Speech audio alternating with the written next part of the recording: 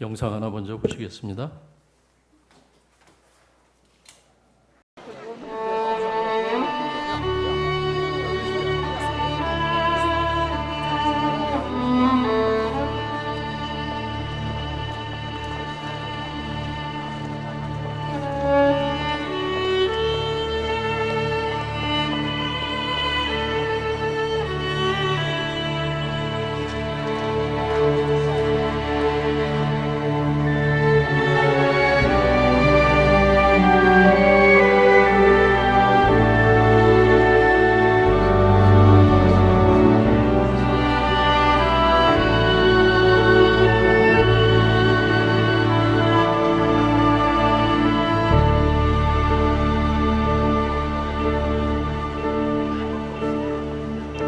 When I am down and oh my soul so weary, when troubles come and my heart burning deep,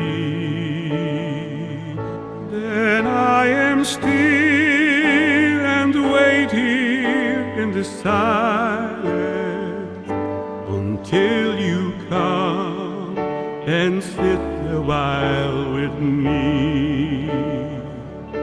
You raise me up so I can stand on mountains.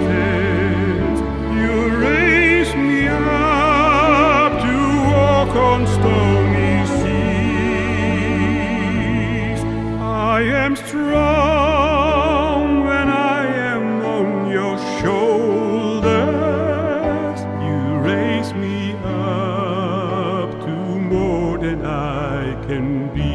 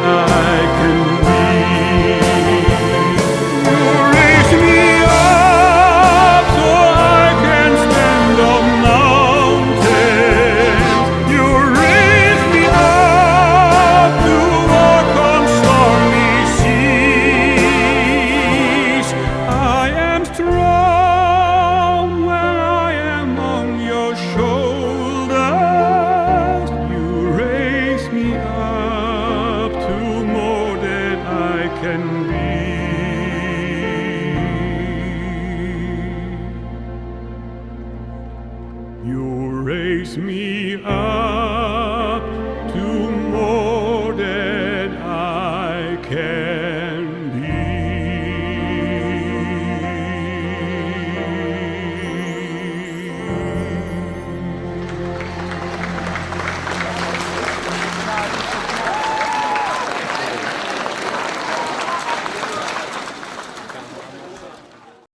잘 보셨습니까?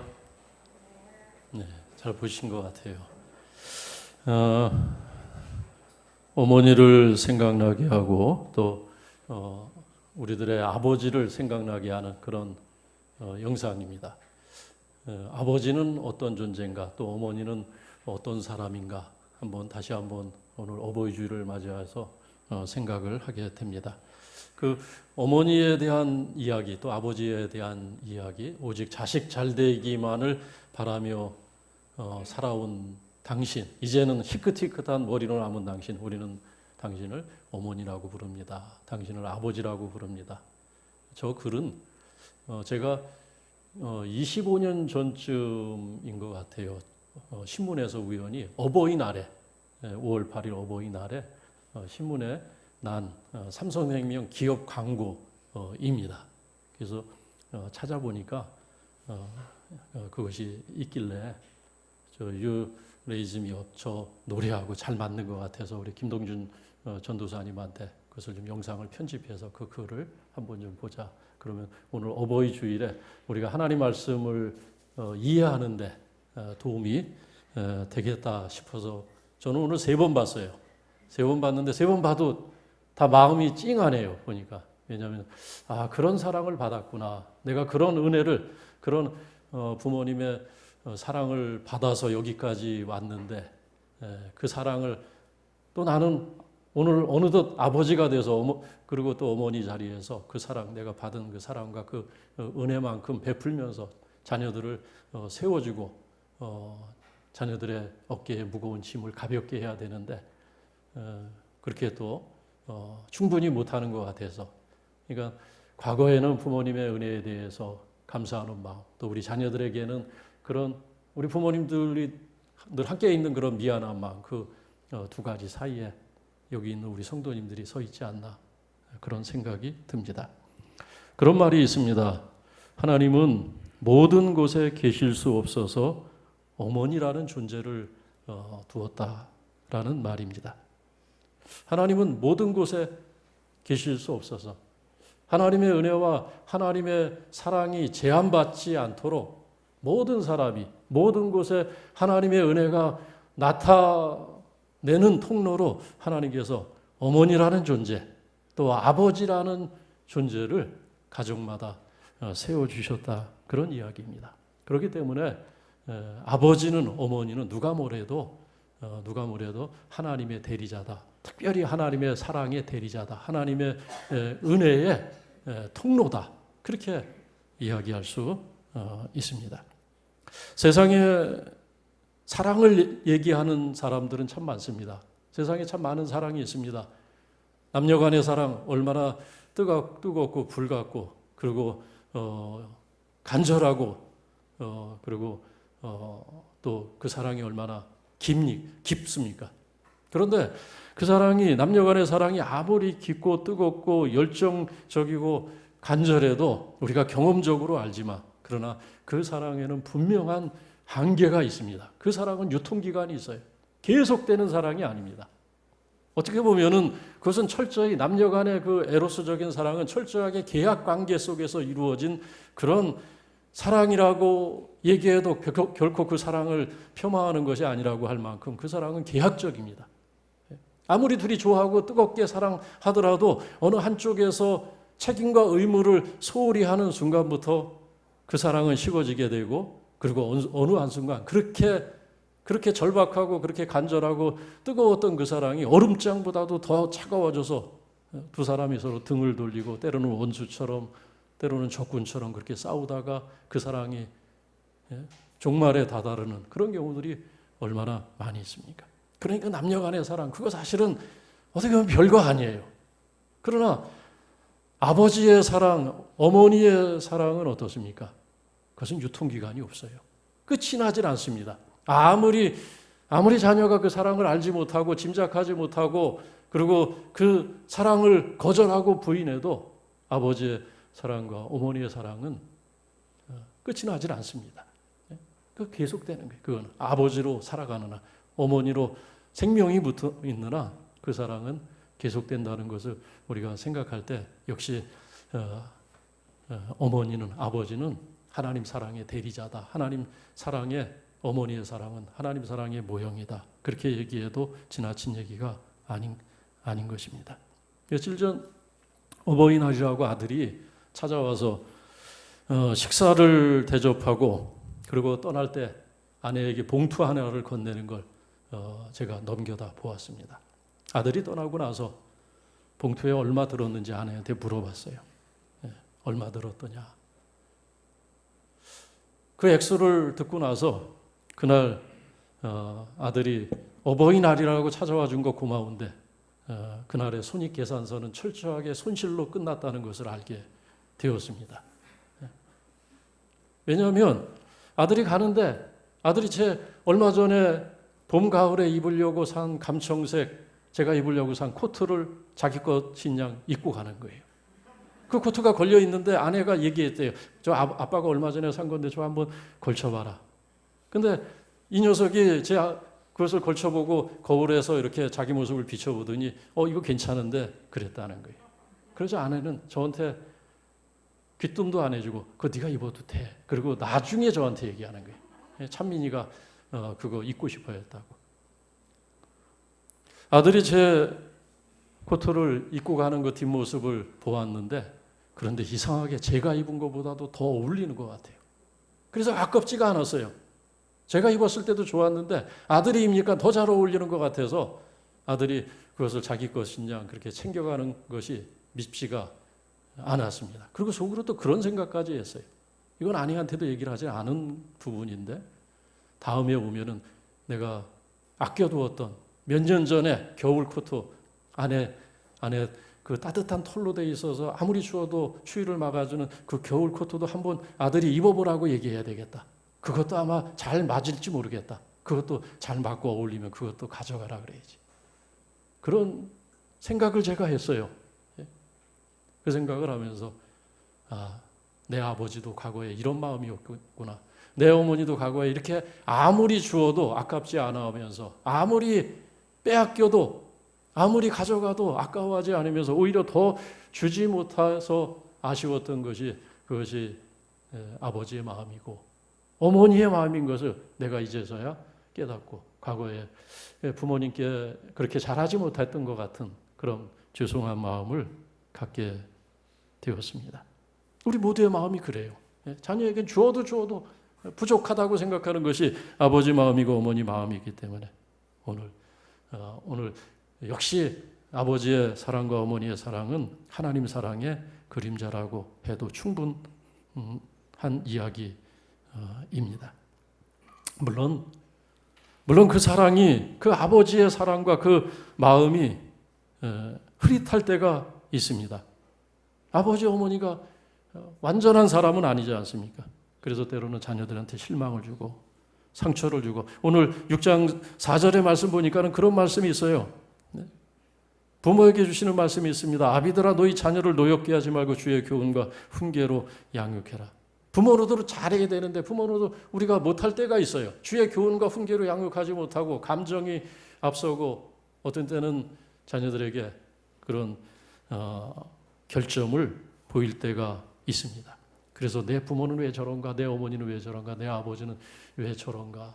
하나님의 사랑의 대리자가 아니라 오히려 하나님의 진노의 마치 대리자인 것처럼 하나님의 심판의 대리자인 것처럼 그렇게 자녀들을 실망시킬 때가 많이 있습니다. 그럼에도 불구하고 오늘 주의 말씀을 우리가 들을 때 그럼에도 불구하고 그 부모는 어찌했든 부모의 자리에 있는 한 아버지의 자리에 있는 한 어머니의 자리에 있는 한 그 안에 하나님의 사랑이 담겨 있다는 거예요. 하나님의 은혜가 아버지를 통해서 부모를 통해서 자녀에게 전달된다는 것을 우리는 기억을 해야 합니다. 경험적으로 아는 거지만 목회 임상적으로 아는 거지만은 보면은 부모와의 자신과의 관계가 왜곡되고 뒤틀린 분들 그 부모의 사랑과 그 은혜를 경험해 보지 못했을 때 그 자녀들이 평생 신앙생활을 해도 평생 교회 생활을 해도 하나님의 은혜와 하나님의 사랑에 대해서 낯설어하는 것을 보게 됩니다. 왜 그렇게 신앙생활을 건조하게 하는지 왜 그렇게 한 번도 열심을 내지 못하고 한 번도 열정을 불사르지 못하고 신앙생활을 너무나 메마르게 하고 하나님 앞에서 한 번도 눈물 한 번 흘려보지 못하고 기도 한 번 뜨겁게 하지 못하고 냉랭하게 그렇게 머리로다만 하나님의 말씀을 받는 그런 분들이 없지 않아 있어요. 평생을. 하나님의 깊은 은혜를 느끼지를 못해요. 하나님의 사랑 아무리 해도 그것을 가슴으로 경험하지 못합니다. 그 왜 그렇습니까? 그것은 본인의 어떻게 보면은 책임이기 이전에 부모의 책임일 수도 있습니다. 왜냐하면 부모를 통해서 그 하나님의 사랑과 은혜를 일찍이 경험했다면은 그것이 하나님의 사랑으로 이끌어가는 통로가 되어졌을 텐데 그러지 못했을 때 결국은 하나님과의 관계도 서먹서먹한 관계로 평생 유지되는 것을 보게 됩니다. 그런 의미에서 오늘 우리가 이 말씀, 오늘 우리에게 주신 이 에베소 6장의 말씀은 우리 모두가 부모는 부모의 입장에서 들어야 되고 자녀는 자녀들의 입장에서 이 주의 말씀을 우리가 받아야 됩니다. 오늘 말씀은 간단합니다. 어떤 설명이 필요 없어요. 오늘 말씀은 어떤 주석과 해석이 필요 없습니다. 얼마나 간단하고 명료합니까? 순종하라는 거예요. 순종하고 공경하라는 것입니다.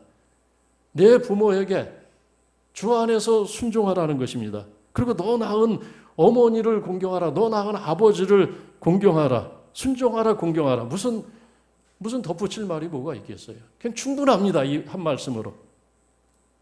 자녀들이 그래야 된다는 거예요. 그것이 마땅한 일이라는 겁니다. 그것이 도리라는 거예요. 이것이 옳으니라 마땅한 도리라는 거예요. 오늘 영상에서 노래를 부른 사람은 마틴 허킨스라는 사람입니다. 네덜란드 사람이에요. 이 사람은 청년 때에 지금은 저렇게 나이가 들어서 머리가 희끗희끗하고 중년에 그런 노년으로 들어가는 그런 시점에서 저런 노래를 이제 하고 있는데 이분에게도 젊었을 때가 있지 않았겠습니까? 저분은 청년 때에 꿈이 있었어요. 어떤 꿈이 있었냐면 이 허킨스라는 사람은 너무나 노래를 좋아하고 또 특별히 오페라를 좋아하고 오페라 부르는 것을 굉장히 즐기는 그런 재능 있는 청년이었습니다. 그래서 그의 꿈은 뭐였냐면 오페라 가수가 되는 거였어요. 음악을 전공해서 대학에 들어가서 음악을 전공하고 무대에 서서 오페라 가수가 되는 것. 이 마틴 허킨스의 젊은 시절에 갖고 있었던 큰 꿈이었습니다.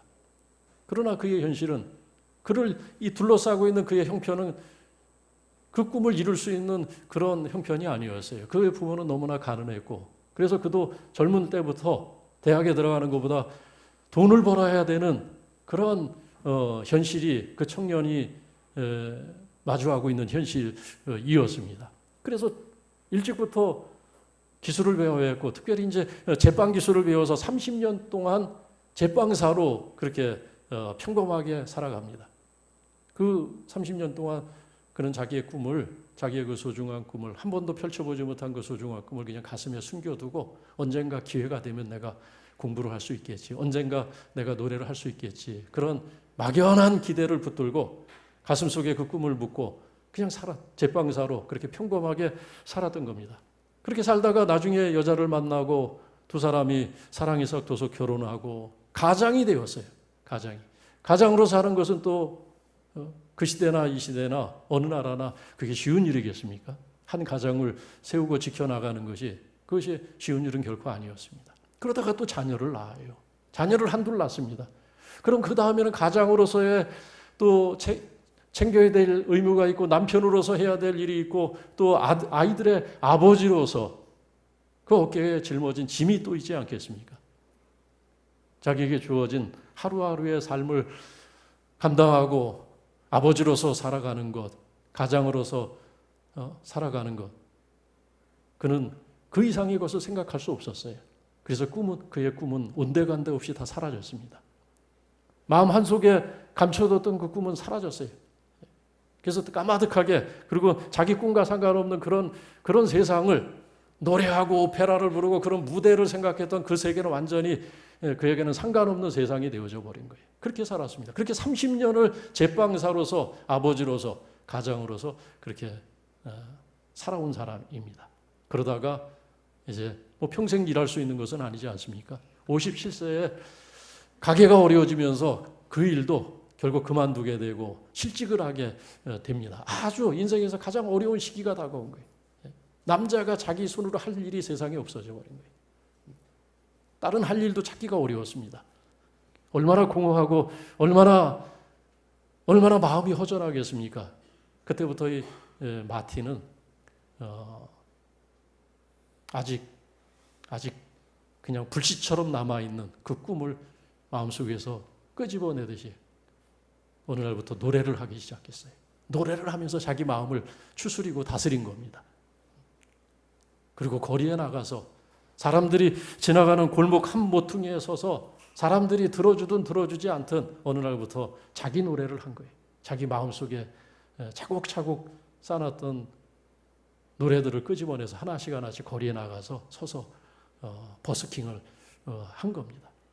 근데 그 딸이 아주 귀합니다. 그 딸이 그 아버지 평생 빵을 굽는 것 외에는 다른 일을 한 번도 해본 적이 없는, 평생 그냥 조그만 빵집에 제빵사로 살아오고 이제는 실직을 해서 아무 일도 하지 못하는 그 아버지를 조금도 부끄러워하지 않았습니다.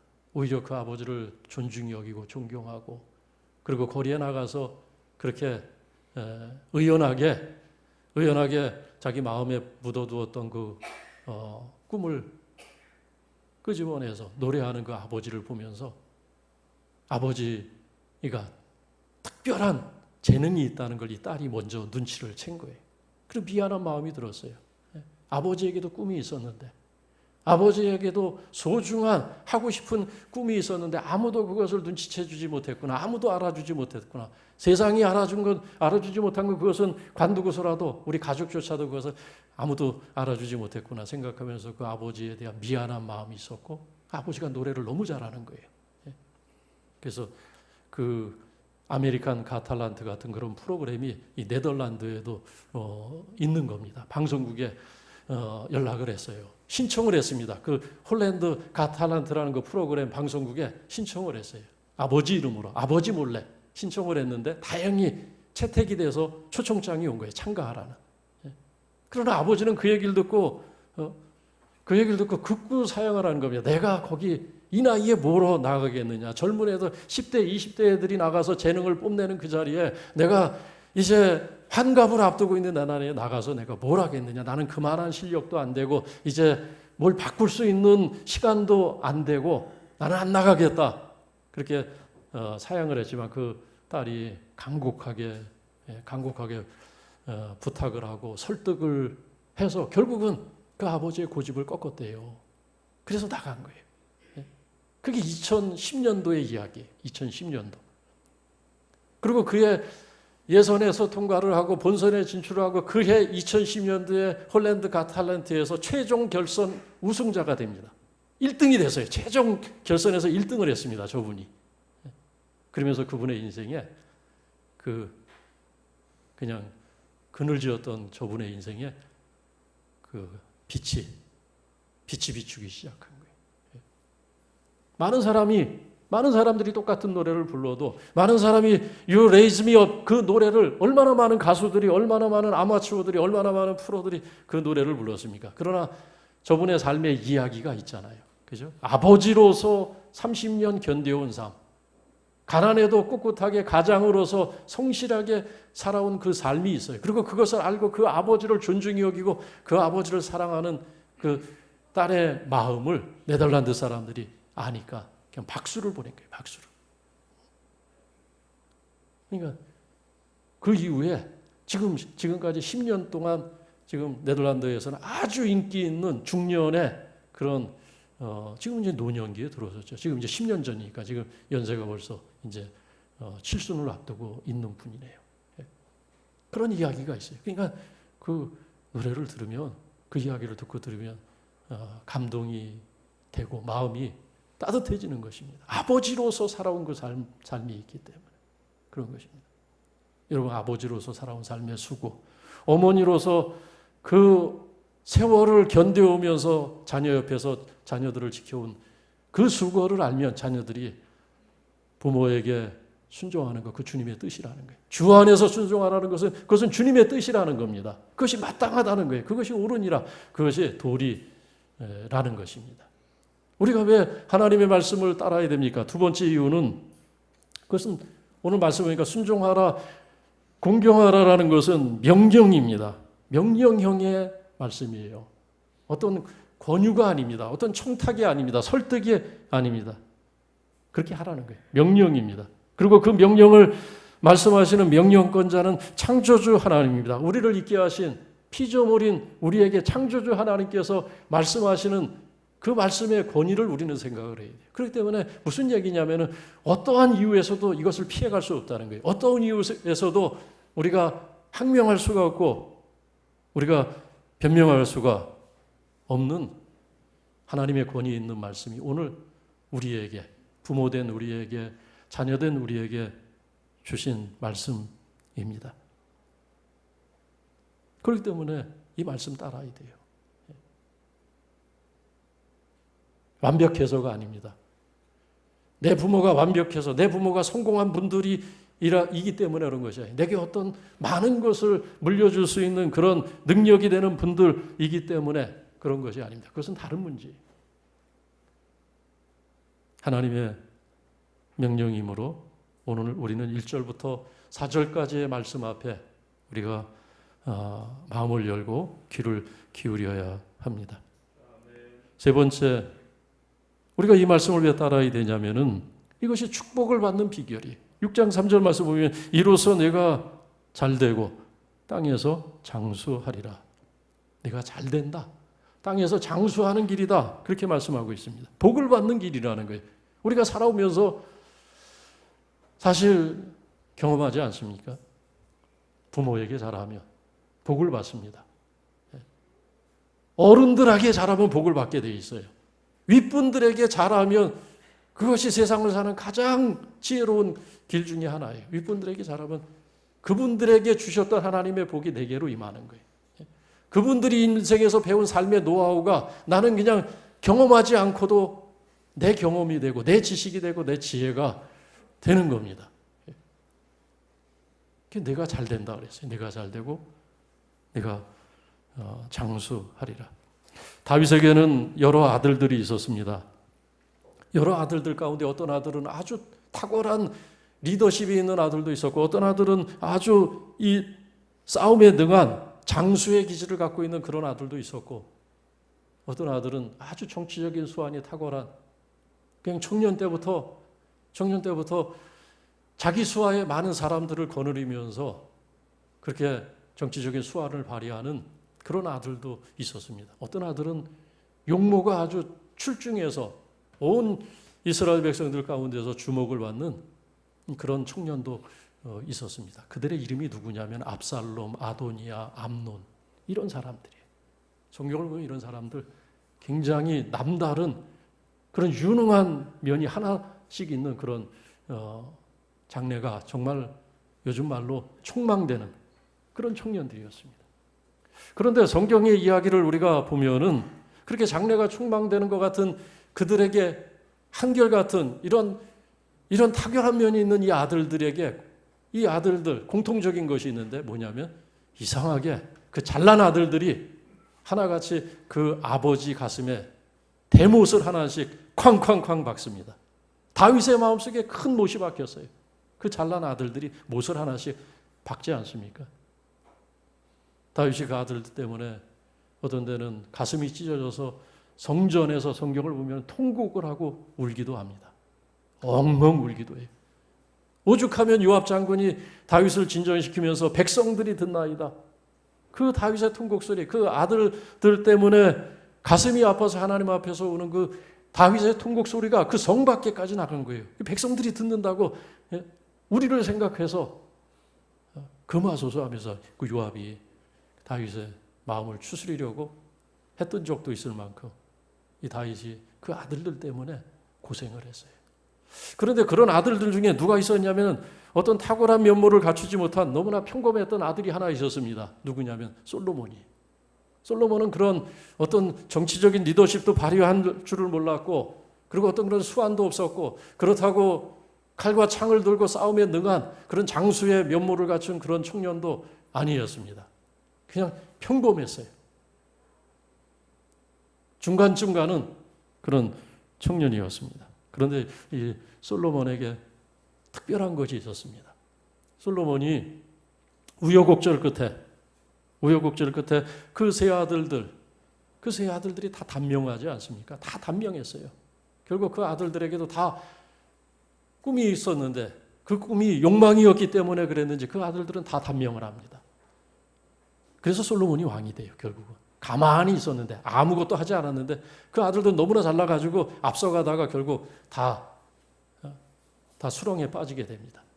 아무것도 하지 않고 그냥 앉아 있었던 이 솔로몬이 결국 다윗의 뒤를 이어서 왕이 되는데, 그가 다윗의 뒤를 이어서 왕이 되고 왕이 즉위식이 끝나고 1000번제를 드리면서 그가 하나님 앞에 드린 기도의 첫 마디가 뭔지 여러분들 기억하십니까? 그가 하나님 앞에 마음을 쏟으면서 기도했던 것이 뭐냐면 열왕기상 3장에 나오는데 그 기도를 합니다. 어떤 기도를 시작하냐면 여호와 하나님이여, 주의 종 내 아버지 다윗이 주 앞에서 행한 것을 주께서 아십니다. 주의 종 다윗이 주 앞에서 성실과 공의와 정직으로 행하사 그에게 은혜를 주시고 그의 자리에 오늘 종을 왕으로 앉게 하셨나이다. 그러나 나는 작은 아이라 취입할 줄 알지 못하나이다. 그런 기도를 해요. 그 기도를 가만히 우리가 살펴보고 그 두 줄의 기도 6절, 7절의 구절을 가만히 그 구절을 보면은 이 솔로몬의 마음, 하나님을 향한 마음, 그리고 그 아버지를 향한 마음을 우리가 읽어낼 수가 있는데, 어떤 얘기를 하냐면 아버지를 어떻게 이야기하면 아버지는 주의 종입니다. 그리고 나도 오늘 주의 종이 되기를 원합니다. 아버지가 간 길을 나도 가기를 원합니다. 아버지는 주 앞에서 성실히 행하였고 공의롭게 행하였고 정직하게 살아온 분입니다. 그런데 내가 내 아버지 덕에 내가 은혜를 받아서 아버지의 자리에 내가 앉게 되었는데, 그래서 나도 주의 종이 되었는데 나는 그 아버지에 비하면 나는 작은 아이더라는 거예요. 나는 앉고 설 때를 알지 못하고 나갈 때와 들어갈 때를 알지 못하는 어리석고 미련한 그런 자가 오늘 내 아버지 덕에 왕의 자리에 앉았는데 하나님 나를 도와달라는 겁니다. 그러니 내 아버지에 비해서 내가 너무 부족하오니, 내가 아버지처럼 성실로 행하고 공의로 행하고 정직하게 행해야 되는데 내가 너무 부족하오니 하나님 나를 도와주시고 내 아버지에게 주셨던 은혜를 주시고 내 아버지에게 주셨던 지혜를 내게 주옵소서. 그렇게 간곡하게 기도하더라는 거예요. 근데 그 기도가 하나님의 마음을 움직이지 않았습니까? 하나님이 이 솔로몬의 기도를 들으시고 꿈에 이 솔로몬에게 나타나서 말씀하셨다는 거예요. 어떤 말씀을 하십니까? 솔로몬에게 하신 말씀이 뭐냐면 네가 수도 구하지 않고 군사의 힘도 구하지 않고 부귀도 구하지 않고 지혜를 구하였으니 내가 내게 지혜를 주고 네가 구하지 않는 부와 장수와 그리고 재물도 내게 주겠다. 그렇게 하나님이 말씀을 하셨습니다. 그래서 하나님께서 이스라엘의 열왕들 가운데서 다윗을 가장 높여주시고 다윗이 통치하는 40년 동안 온 이스라엘 백성들이 그야말로 푸른 초장에서 꼴을 얻는 그런 평안을 누렸던 것처럼 큰 평안을 이스라엘 역사에서 40년 동안 하나님이 허락하셨어요. 그런데 그 평안이, 그 안정과 이스라엘 백성들에게 주셨던 그 번영이 솔로몬이 통치하는 똑같은 40년 동안 계속됩니다. 80년을 이스라엘 백성들이 평안을 누린 거예요. 오늘 말씀대로 그가 그 아버지를 인정하고, 그리고 내가 아버지가 그랬던 것처럼 아버지가 주 앞에서 주의 종으로 살아왔던 것처럼 나도 그렇게 살기를 원한다고 하면서 그 하나님 앞에서 그가 살려고 했을 때 오늘 말씀처럼 내가 땅에서 잘되고 장수하리라. 솔로몬은 장수했어요. 솔로몬은 땅에서 그가 하는 범사에 하나님께서 평안을 허락하셨습니다. 그래서 오늘 말씀은 괜하게 듣기 좋으라고 하신 말씀이 아니라 우리가 하나님께서 우리가 오늘 복을 받기를 원하시는, 하나님께서 우리가 오늘 평안을 얻게 하기를 원하시는 하나님의 뜻이 담겨있는, 우리를 향하신 하나님의 선하신 뜻이 담겨있는, 하나님의 마음이 담겨있는 말씀을 우리가 오늘 받은 것입니다. 이미 검증이 된, 이미 다윗을 통해서 솔로몬을 통해서 또 성경의 많은 사건과 이야기들을 통해서 이미 검증되고 확인된 말씀인데 오늘 우리가 이 말씀대로 살면 하나님의 은혜와 하나님의 축복이 우리의 인생 가운데, 우리 자녀들의 인생 가운데도 계속 될 줄로 믿습니다. 기도하겠습니다. 살아계신